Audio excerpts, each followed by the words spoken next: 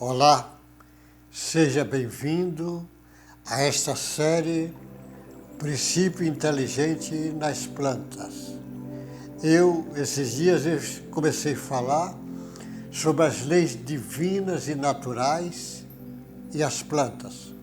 Usei o recurso lá do Livro dos Espíritos, do Allan Kardec, porque o Espiritismo ele traz umas explicações científicas ligadas nesse lado espiritual que precisamos fazer reflexão.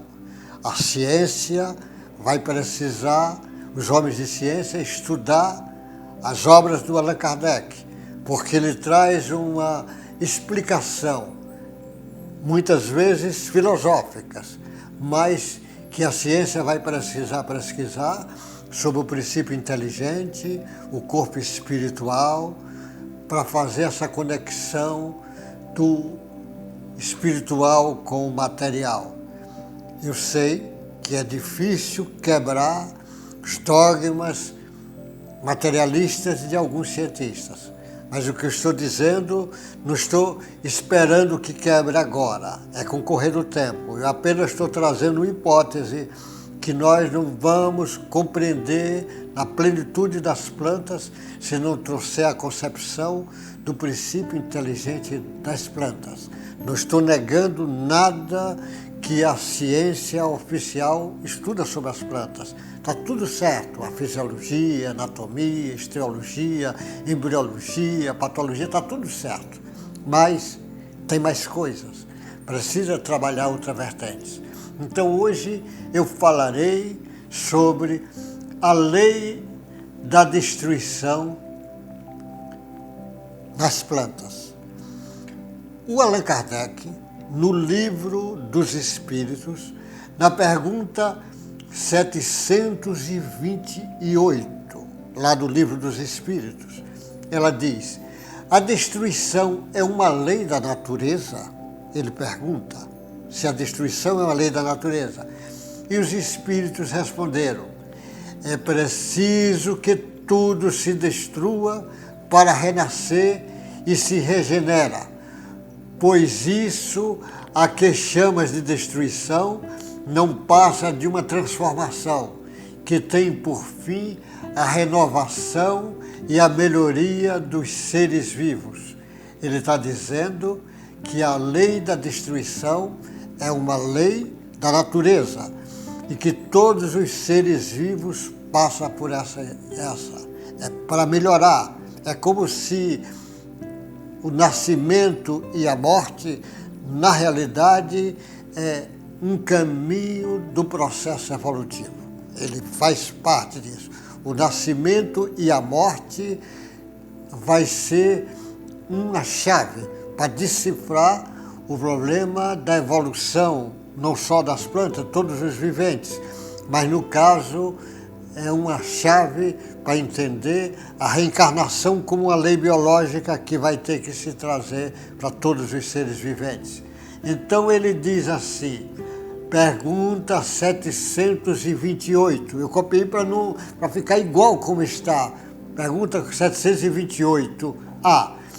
O instinto de destruição teria sido dado aos seres vivos com os fins providenciais? A resposta dos espíritos ao Allan Kardec: as criaturas de Deus são instrumento de que ele se serve para alcançar os seus objetivos. Para se alimentarem, os seres vivos se destroem entre si com o duplo objetivo de manter o equilíbrio na reprodução, que poderia tornar-se excessivo e de utilizar os despojos do envoltório exterior. Esse envoltório é simples acessório e não a parte essencial do ser pensante. Só ele sofre a destruição. A parte essencial do princípio inteligente que não se pode destruir e se elabora nas diversas metamorfoses por que passa. Ele está dizendo que a lei da destruição faz parte da lei da natureza. Isso faz parte porém o princípio espiritual não será destruído hora nenhuma. Esse princípio espiritual é que está fazendo a evolução. Normalmente é olhado a evolução numa visão biológica, mas nós estamos chamando a atenção para a hipótese de trazer a compreensão da evolução discutindo o princípio inteligente. Então, o Allan Kardec perguntou, na pergunta 729 do Livro dos Espíritos, se a destruição é necessária para a regeneração dos seres, por que a natureza os cerca de meios de preservação e de conservação? Se a destruição é necessária, por que ela cerca de meio de preservação e conservação? Isso em todos os seres vivos. Ele tem uma necessidade disto. A resposta dos espíritos: a fim de evitar que a destruição ocorra antes do tempo necessário. Toda destruição antecipada entrava o desenvolvimento do princípio inteligente. Foi por isso que Deus concebeu a cada ser a necessidade de viver e de se reproduzir. Então, se ele não tivesse isto, ele não iria defender a própria vida. E há necessidade. Então, essas leis, as leis natural, que no caso eu estou lendo a lei da destruição, e no caso eu estou chamando a atenção nas plantas, mas essa lei é para o animal, para o homem, para todos os seres viventes. Ela faz parte, é uma lei da natureza, mas é preciso entendê-la para melhor discernir, compreender às vezes o que parece uma destruição, na realidade não passa de uma metamorfose. Pergunta 731 do Livro dos Espíritos. Olha como Allan Kardec perguntou: por que, ao lado do meio de conservação, a natureza também colocou os agentes da destruição? Por quê? Está lá, faz parte. A resposta dos espíritos: é o remédio ao lado do mal. Já dissemos, para manter o equilíbrio e servir de contrapeso. É preciso estar junto, porque existe a destruição, mas existe a lei da conservação. Ele tem que ir defendendo a vida até os últimos instantes. Isso faz parte da lei da natureza. Por isso que os animais fogem do perigo, as plantas têm o seu mecanismo de defesa especial, formando substâncias, às vezes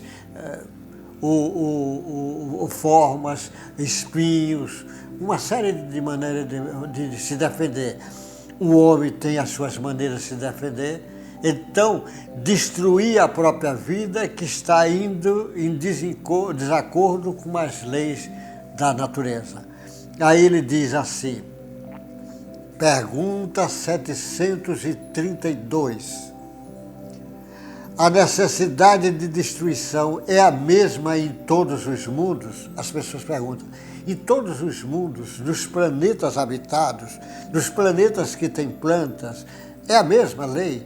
Dos homens, dos animais, é a mesma lei no universo? As leis, aí olha o que o Espírito responde.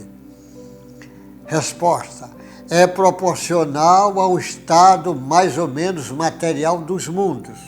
Lembra que tem planeta mais materializado, planeta menos, planeta de espíritos ainda primitivo, planetas de prova e expiação, planetas de regeneração, planetas de espírito puros, vai tendo toda a variedade. Deixa de existir quando o físico e a moral se acham mais depurados.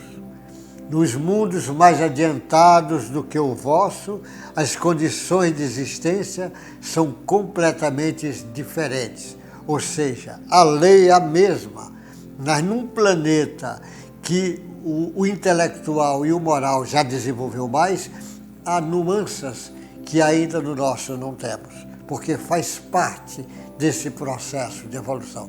Lembra que até a morte física, a necessidade de reencarnação, num planeta de espírito puro, nem necessidade tem. Isto acontece como missão, mas no caso nosso não, faz parte do processo de evolução. Só que eu lembro, planta é planta aqui em qualquer planeta do universo, ela é planta. Só que a maneira dos habitantes olhar as plantas passa a ser diferente.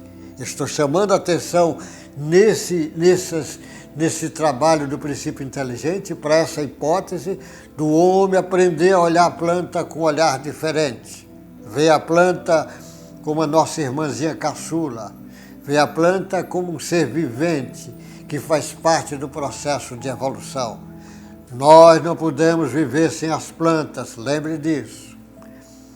Pergunta 733. A necessidade de destruição sempre existirá entre os homens da Terra? Ele está perguntando se sempre vai existir a necessidade de destruição. Resposta.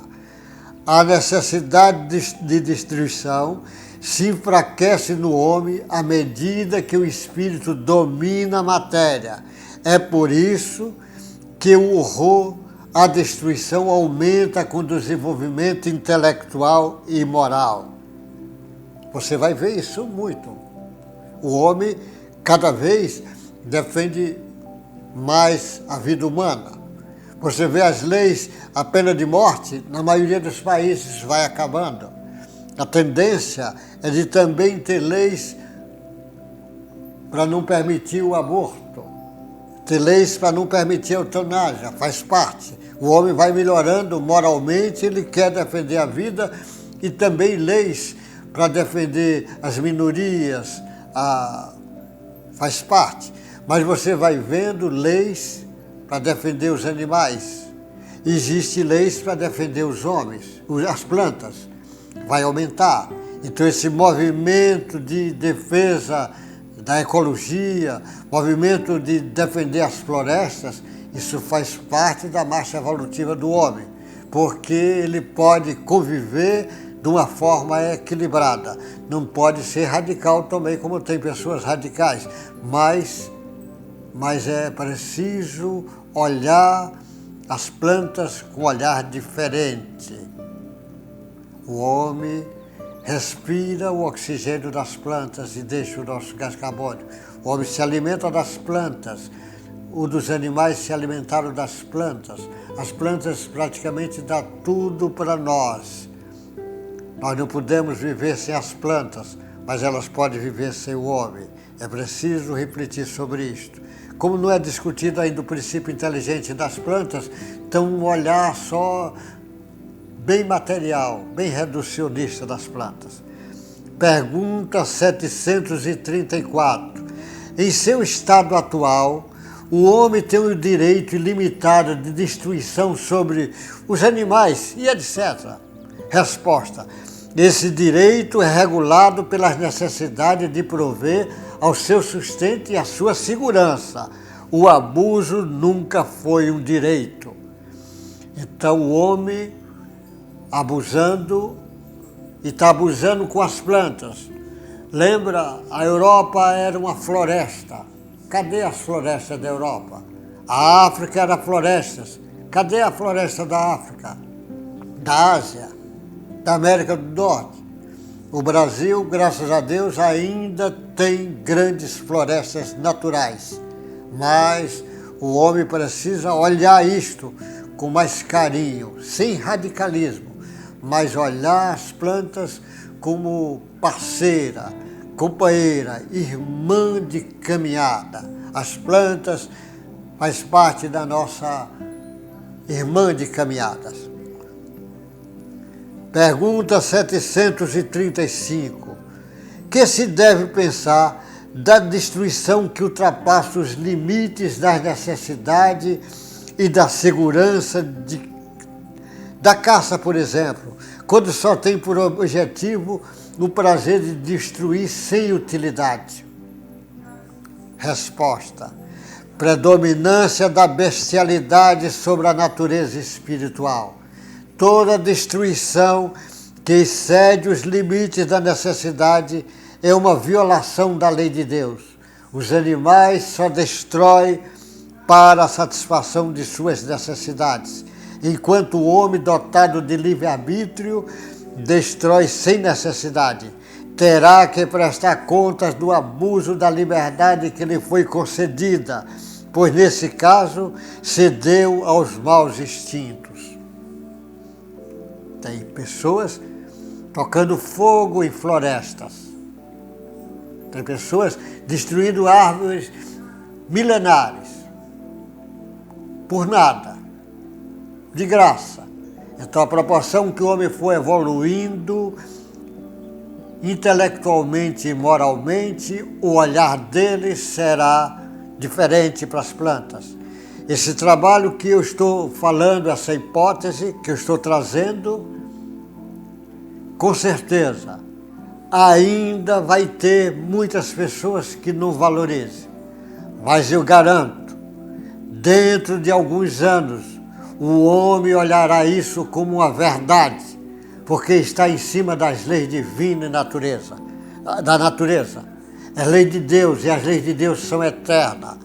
A planta tem princípio inteligente e precisa ser discutido o princípio inteligente das plantas para entender até mesmo melhor o estudo que tem sobre as plantas atuais. Então você vai vendo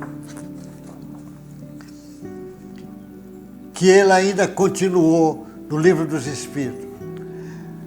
Pergunta 737. Com que fim Deus castiga a humanidade por meios de flagelos destruidores? Porque tem flagelos, às vezes incêndios ou inundações, flagelos destruidores. As plantas fazem parte, todos os seres viventes, o homem, o animal e as plantas também. A resposta dos espíritos, para fazerem progredir mais depressa. Já não dissemos que a destruição é necessária para a regeneração moral dos espíritos, que em cada nova existência sobe mais um degrau na escala da perfeição? É preciso que se veja o objetivo para poder apreciar o resultado, como julgais somente do vosso ponto de vista pessoal. Dá-lhe o nome de flagelos em virtude do prejuízo que vos causa. No entanto, muitas vezes esses transtornos são necessários para que mais depressa se chegue a uma ordem melhor de coisas e para que se realize em alguns anos o que teria exigido muitos séculos. Então, às vezes, o flagelo faz parte da caminhada evolutiva. Por isso que Jesus diz, o escândalo tem que vir. Agora, ai de quem provocar o escândalo. Ai de alguém que provocou o flagelo. Ai alguém que destruiu só por destruir. Pergunta 739, do Livro dos Espíritos, a pergunta. Os flagelos destruidores têm utilidade do ponto de vista físico, não obstante os males que ocasionam? Será que ele tem vantagem? Resposta, sim. Algumas vezes ele muda as condições de uma região, embora o meio que deles resulte só seja sentido pelas gerações futuras. Devido à destruição das plantas, o homem estuda mais as plantas.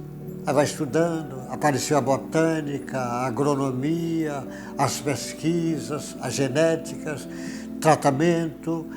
Tem um homem, às vezes, por interesse, ele defende, mas ele vai chegar uma hora que ele vai saber que o mais forte tem que defender o mais fraco. O homem, na escala evolutiva, está superior às plantas. Como as plantas estão inferior, mas nós precisamos dela, nós precisamos defender as plantas, mas defender com um olhar de irmão, não defender com fanatismo. Precisamos defendê-la, porque precisamos dela. O homem não vive sem as plantas. Eu volto a repetir a frase. Pergunta 752. Está perto de acabar as perguntas, que é cansativo isso, mas é uma forma que eu achei de chamar a atenção das leis divinas e mostrar onde é que está. E isso tem tudo a ver com a discussão de uma coisa bem material, como aparentemente as plantas.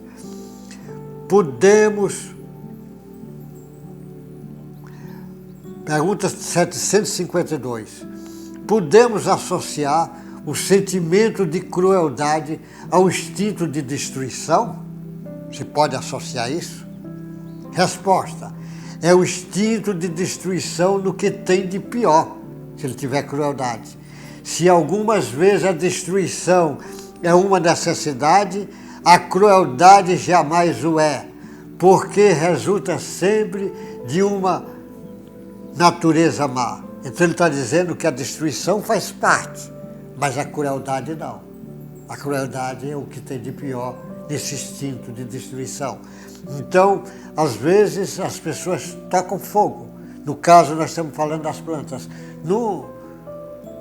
Tocam fogo numa floresta, às vezes, para plantar capim, para plantar soja. É um erro. Às vezes, você roda no nosso país, que é um país riquíssimo, terras belíssimas, você às vezes roda, só vê cana, o capim, o soja, milho. Isso tudo é importante, mas deveria ter uma forma mais equilibrada. E deveria pensar que cada punhadinho de terra tem milhões de seres ali, que precisa dessa compreensão nossa. Nós precisamos ter um olhar diferente para as plantas. Com certeza isso vai acontecer. Talvez precise ainda alguns anos. Pergunta 741. É a última pergunta desse bloco. É permitido ao homem afastar os flagelos que o torturam? Resposta: em parte sim. Não pode, como geralmente o entende. Muitos flagelos resultam da imprevidência do homem. À medida que adquire conhecimento e experiência, ele os pode afastar. Isso é preveni-los, se souber pesquisar suas causas. Contudo, entre os males que afligem a humanidade, há os de caráter geral, que estão nos desígnios da providência e dos quais cada indivíduo recebe em maior ou menor grau o contragolpe. O homem nada pode opor a esse tipo de flagelo, a não ser submeter-se à vontade de Deus. Além disso, muitas vezes esses males são agravados pela negligência do próprio homem. Entre os flagelos destruidores e naturais, independente do homem, deve ser colocado na linha de frente os flagelos destruidores: a peste, a fome, inundações, intempéries fatais às produções da terra. Entretanto, não tem o homem encontrado na ciência, nas obras de arte, no aperfeiçoamento da agricultura, nas irrigações, no estudo das condições higiênicas, meios de neutralizar, pelo menos de atenuar tantos desastres. Certas regiões, outrora assoladas por terríveis flagelos, não estão hoje livres deles?